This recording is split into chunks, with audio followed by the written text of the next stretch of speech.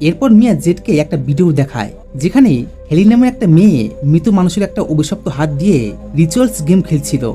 মিয়া জেডকে বলে একবার ওই গেমটা খেলতে চাই, ওই গেমের ভেতরে এমন কি আছে। জেড এতে রাজি না হলেও মিয়া অনেক চেষ্টায় জেডকে রাজি করায়। এরপর মিয়া, জেড, রাইলি সেই পার্টি রুমে এসে হাজির। এদের সাথে ড্যানিয়েল যোগ দেয়। সবার কাছেই এই রিচুয়ালস গেমটা একটা মজার ব্যাপার। মিয়া প্রথমে আগ্রহীর সাথে রিচুয়ালস গেম খেলতে চায়, তবে এখানে তোমাদের বলে রাখি এই খেলার এক নিয়ম আছে। এই হাতটিকে ধরে যদি কেউ বলে টক টু মি, ঠিক তাহলে সামনে আত্মা দেখা দেয়। আর যদি আই লেট ইউ ইন বলে তখন অশুভ আত্মা শরীরে ঢুকে পড়ে।